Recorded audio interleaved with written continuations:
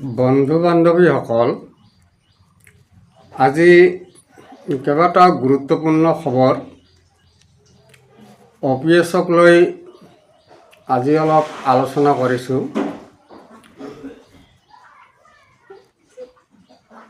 বহু বিভাগে এতিয়াও তথ্যবিলাক জমা দিয়া নাই। OPS দিয়াৰ কাৰণে এখন চিঠি আহিছিল, ইয়াৰ আগতে মই কৈছিলোঁ, কিন্তু বহু বিভাগে এই তথ্যবিলাক নিদিয়াৰ কাৰণে তেওঁলোকে অলপ বিপাঙত পৰিছে। তেওঁলোকৰ গাফিলতিৰ কাৰণে হয়তো বহুতে OPS নেপাব। বিত্ত বিভাগৰ এখন পত্ৰই জনাই দিছে এই কথা। আপোনালোকে জানে যে 1 ফেব্ৰুৱাৰী 2005 চনৰ পিছৰ পৰা NPS প্ৰযোজ্য হৈছে। ইয়াৰ আগতে 5 চনৰ আগত বহুতে চাকৰি পাইছিল বা ইণ্টাৰভিউ হৈছিল বা তেওঁলোকৰ পষ্টবিলাক যদিও হৈছিল কিবা খেলিমেলি 2005 চনৰ পিছত আকৌ তেওঁলোকক ৰেগুলেশ্যন কৰিব লগা হৈছিল বা তেওঁলোকক নিযুক্তি দিছিল। এনেধৰণৰ যিবিলাক পদ আছিল সেইবিলাক OPS-ত লোৱাৰ কাৰণে 28 মাৰ্চত শেষ সীমা বান্ধি দিছিল যে 28 মাৰ্চত আমাৰ যিখিনি শিক্ষক বা কৰ্মচাৰী আছে তেওঁলোকৰ নথিপত্ৰসমূহ আৰু ফৰ্ম 1ত এইবিলাক ভৰ্তি কৰি অফিচত জমা দিব লাগে। প্ৰায়ভাগ বহু বিভাগে জমা দিব পৰা নাই, এতিয়াও জমা দিব পৰা নাই। এতিয়া অৱশেষত 30 মে'ত লাষ্ট ডেট বান্ধি দিছিল। তেওঁলোকে 30 মে'ত লাষ্ট ডেট বান্ধি দিছে যে 30 মে'ৰ ভিতৰত দিব লাগিব। যদি 30 মে'ৰ ভিতৰতো নিদিয়ে তেতিয়াহ'লে হয়তো সেইসকল কৰ্মচাৰীয়ে OPS নেপাব আৰু হয়তো বাকীখিনিও নেপাব পাৰে সম্পূৰ্ণ যদি নিদিয়ে। ইয়াৰ আগতে সম্পূৰ্ণ জমা নিদিয়াৰ কাৰণে ইমান দিন ৰৈ আছে। 2005 চনৰ আগত যিসকলে নিযুক্তি পাইছিল কিবা কাৰণত খেলিমেলি হৈ 2005 চনৰ পিছত হৈছিল, এনেকুৱাকৈ আমি 2বাৰ কাগজ পত্ৰ আমাৰ নথিপত্ৰ সেইবিলাক জমা দিলোঁ, ফৰ্ম ফিল আপ কৰি জমা দিলোঁ, কিন্তু বহুত বিভাগে দিয়া নাই বুলি ইয়াৰ আগতো কৈছিল আৰু এইবাৰো কৈছে যে বহু বিভাগে এইবিলাক জমা দিয়া নাই, তাৰ কাৰণে হয়তো ৰৈ থাকিব। আমাৰো তেওঁলোকৰ কাৰণে আমাৰো ৰৈ থাকিব।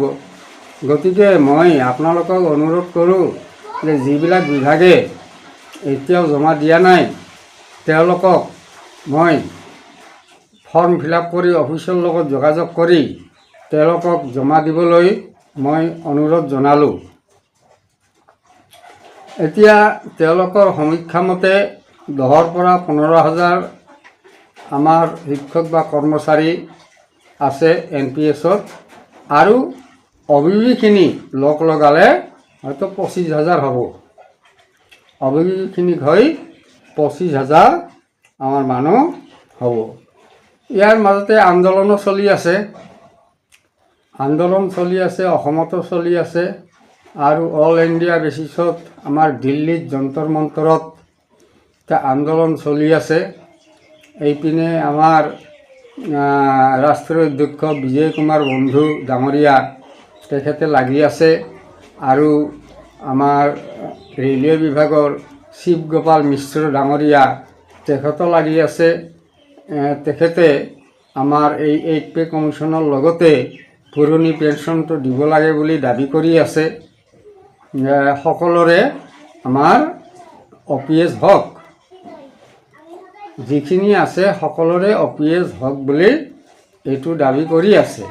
কিন্তু আৰু এক সূত্ৰ মতে এইটো আগতেও কৈছিল, আমাৰ মুখ্যমন্ত্ৰী ডাঙৰীয়াও কৈছিল যে 2005 চনৰ আগত যিসকলৰ নিযুক্তি হৈছিল বা তেওঁলোকৰ এডভাৰটাইজমেণ্টৰ কপি আছে, তেওঁলোকক 2005 চনৰ পিছত নিযুক্তি দিয়া হৈছিল, সেইসকলক OPS প্ৰদান কৰা হ'ব।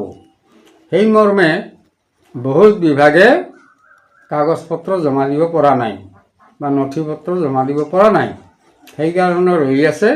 এতিয়া 30 মেলৈকে লাষ্ট ডেট দিছে। গতিকে আপোনালোকৰ নিজা নিজা অফিচত, জিলা পৰ্যায়ৰ অফিচত নাইবা BO অফিচত আপোনালোকে সেইটো খবৰ কৰিব। খবৰ কৰি এখন ফৰ্মেট আছে, সেই ফৰ্মেটত ফিল আপ কৰি আপোনালোকৰ যি নথি পত্ৰ আছে সেইসমূহ জমা দিব আৰু সেইসমূহ তেওঁলোকে গুৱাহাটীলৈ পঠিয়াই দিব। গতিকে এইটো এটা সোণালী সুযোগ।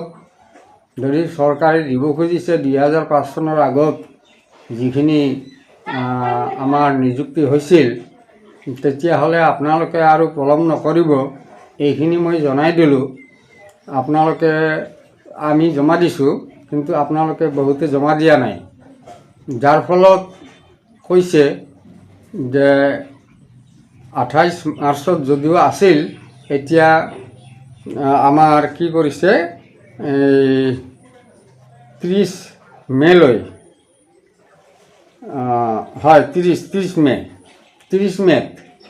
30 মেত লাষ্ট ডেট আকৌ দিছে, সময়সীমা বান্ধি দিছে।